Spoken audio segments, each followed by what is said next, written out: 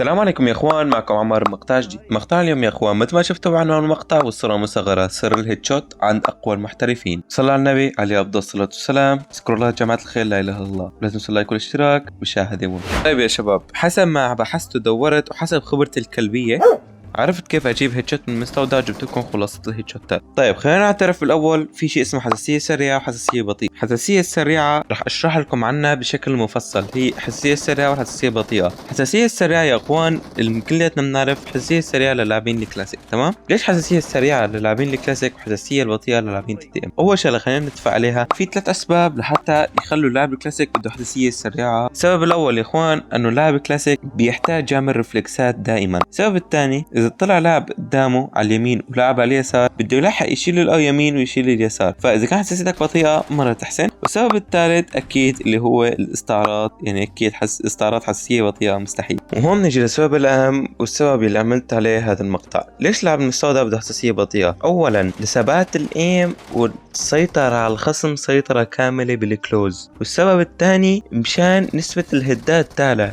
فوقت بصير عندك حساسية بطيئة الايم عندك تحسن تسيطر. طيب راح اعطيكم مثال، مثلا وزير الزلمة لاعب مستودع، تمام؟ الزلمة حساسيته 260 او 240 حسب ما سمعت هيك بمقطع عنده، هو لاعب مستودع فمحتاج تكون حساسيته بطيئة. اذا انتقل على رينجل ونفس الحساسية، اذا طلع عنده واحد يمين وواحد يسار مضطر يلف الجوال كله، تمام؟ طبعا انا بحكي على الجيروسكوب، انا مضطر يلف الجوال كله مشان ينتقل على اليمين، مضطر يلف الجوال كله لحتى ينتقل على اليسار. او مثلا في حل تاني، بس الحل التاني اللي صعب تتعود عليه، واذا تعودت عليه ما راح يكون الثبات عندك مو مثل الجيروسكوب. اذا طلع عندك مثلا واحد يمين بتلف عليه باصبعتك وبتكمل بالجيروسكوب، فالفايت بيتاخر ويكون الفايت لصالح العدو.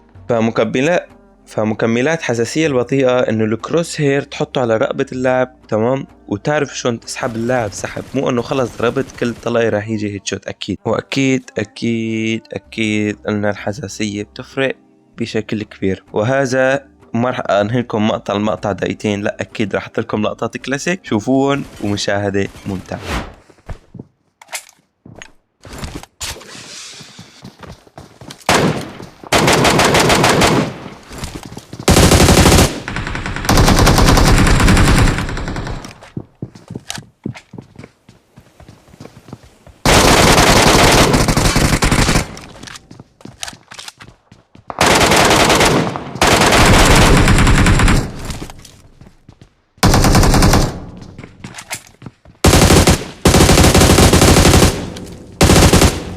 كملوا.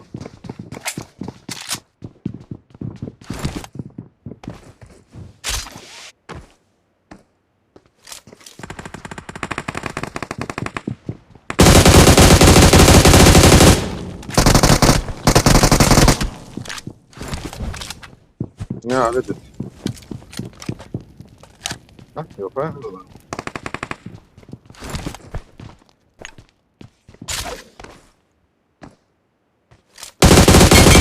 بس حاب اقول لكم كلمة، الله يواجهني مع كل واحد يوم من الايام يلي بيحكي عن السوريين وبالعاطل، لانه هاد ما عنده عرض ولا شرف ولا ناموس ولا بقدر السوري، تمام؟ التاج راسه. شوفوا شو بقول. ها حبيبي انت سوري، عرضك سقط عرضك سقط عرضك سقط حبيبي، عرضك سقط. لا عارف ولا عرضك. بس كلمة حطها بحلقة بدنك اذا بتلعب ببجي، بعمرك لا تستهين بلاعب بعمرك بحياتك. شوفوا اللقطة.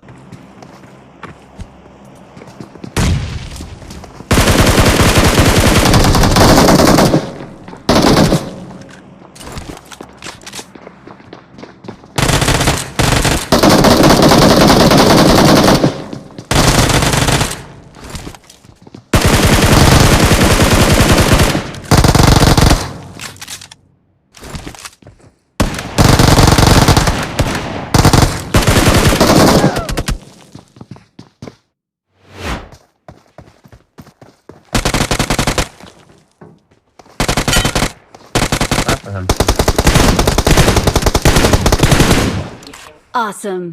ولك الله سيدنا محمد.